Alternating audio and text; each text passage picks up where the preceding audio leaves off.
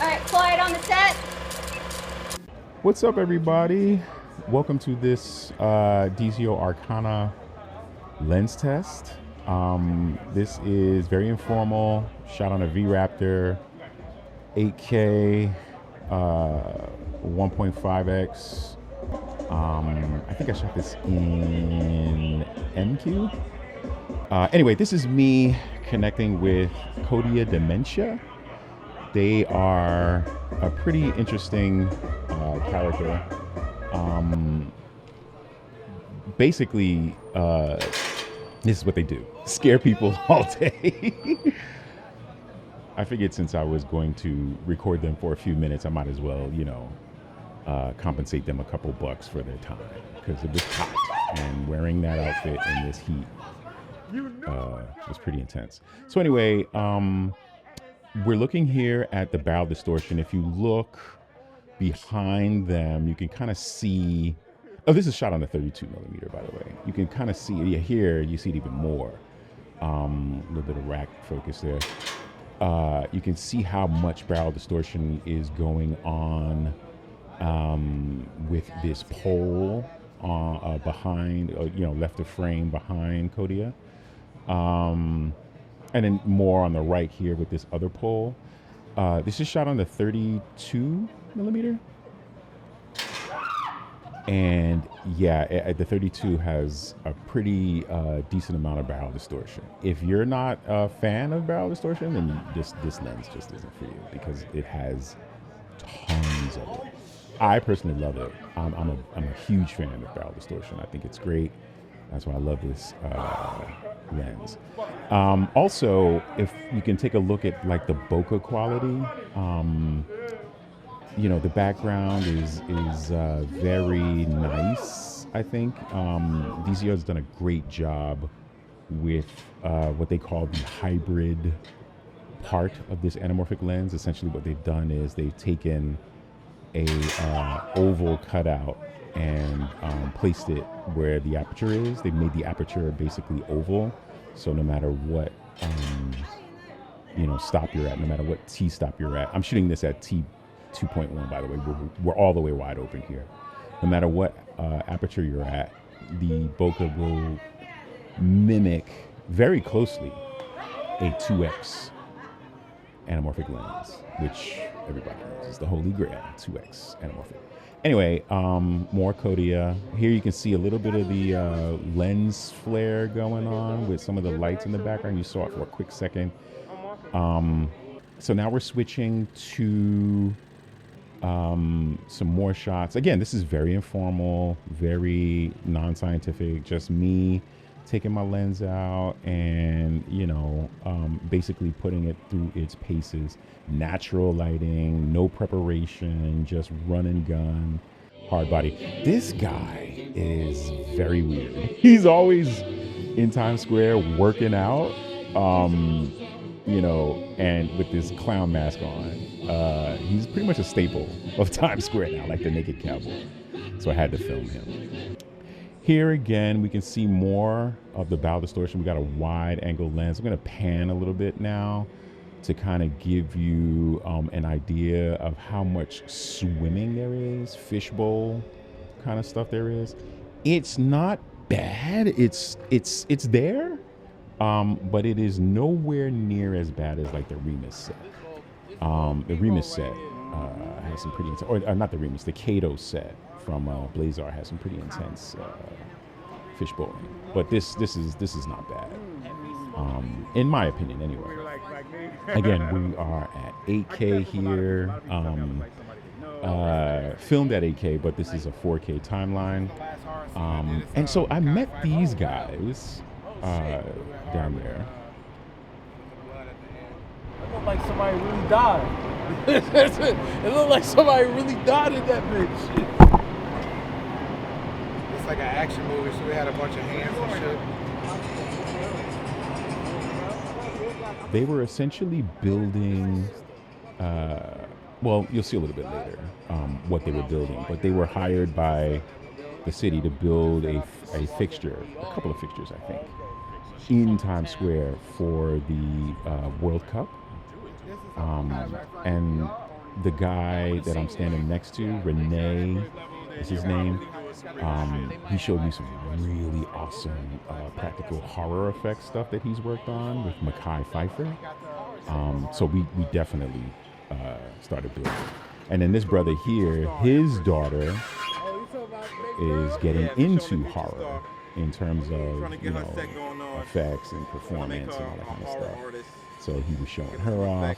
Proud dad.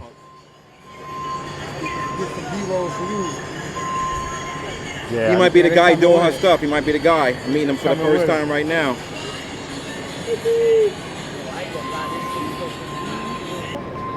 We out here on this Good Friday. Yeah, of course.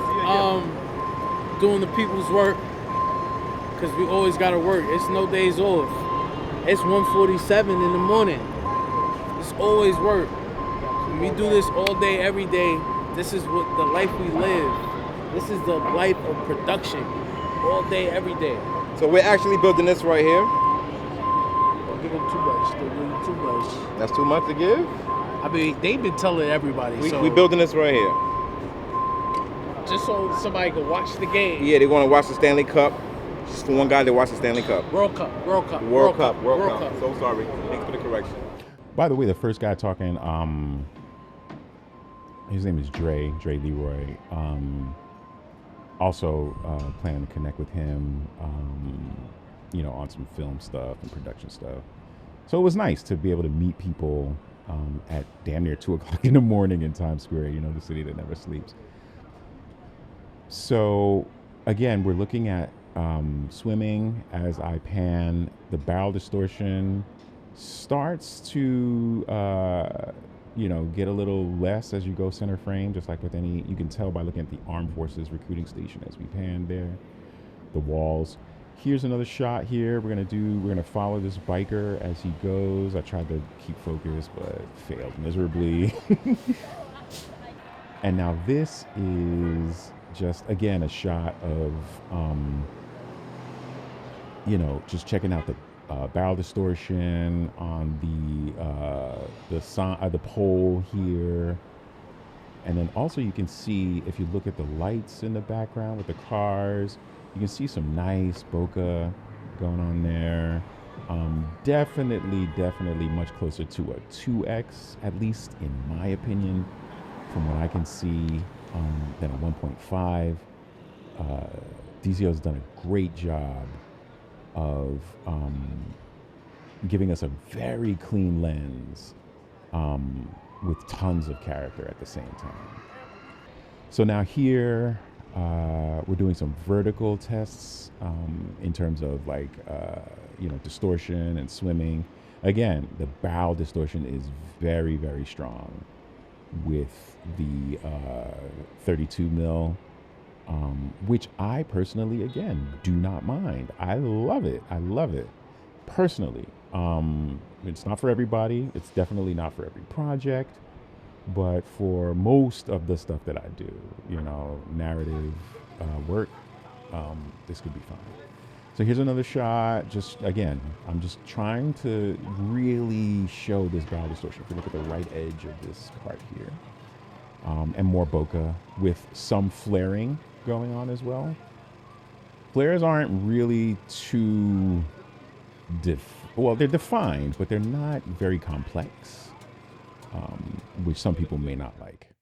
So this part doesn't have any audio because, like a derelict, you know, I forgot to bring my mic and didn't change the audio input on the V-Raptor to internal mic. So we got no sound for the rest of this.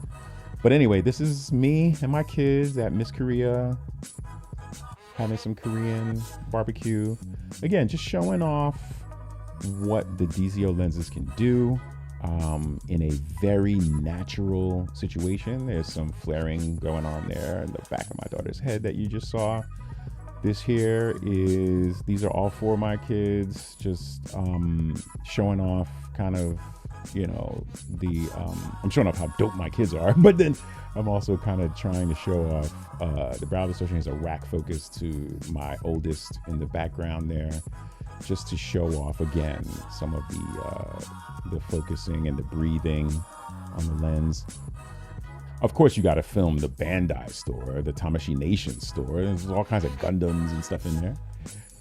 Here's my kids walking. Again, just, you know, showing off some of the barrel distortion, some of the... take a drink for every time I say barrel distortion. Showing off, you know, what these lenses can do, essentially, in a real world situation. They obviously will look much, much better in a prepared environment, obviously. But, you know, this is damn good, in my opinion, for something that is totally unscripted, totally unprepared. All the lighting is ugly and not at all ideal, but these lenses are still able to produce decent images, which is great. DZO has done a really good job with these, in my opinion. Here's more. This is just me geeking out over this. I really thought this was cool. Here's the iconic piano steps. We're in FAO Schwartz, by the way, right now. Here's my oldest, you know, getting her Pokemon on, stuffed animal on. Again, just you know, again, this is all natural lighting, all motivated lighting, all, you know, nothing.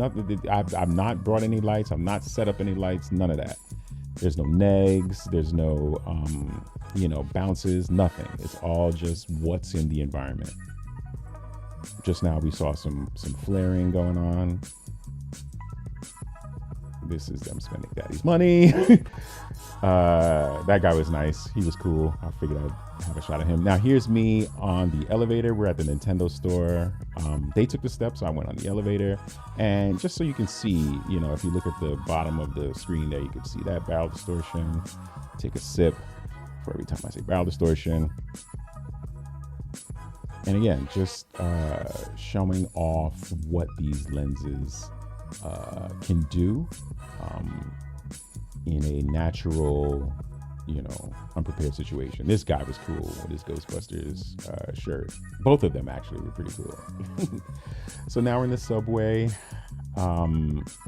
My youngest, she was so tired. She was done at this point. She was just done. So we were on our way home anyway at this point. So she was very tired, and she didn't get the one thing that she wanted. They didn't have it in the store, so she was very disappointed. But we hooked her up later on, so she got what she needed. So just showing off. This is not close focus, but that was just, you know, showing off some feet. Here again, if you look at the pole here on the left, you can see some pretty intense barrel distortion. I just love it, man. It just really, I personally love this. So now here's a flare. You can see the flare that goes damn near across the screen from the D train coming in. Pay close attention to the doors so you can see, if you look at the edges of the doors as they pass through the frame, you can kind of see how they distort as they get to the edge of the frame. You know, you can see it in real time there, right there. Here, I'm just filming my kids walking with all the bags that they got from shopping. I love these kids. I love these people. And that's it. So that was DZO Arcana lens test. Thanks for watching.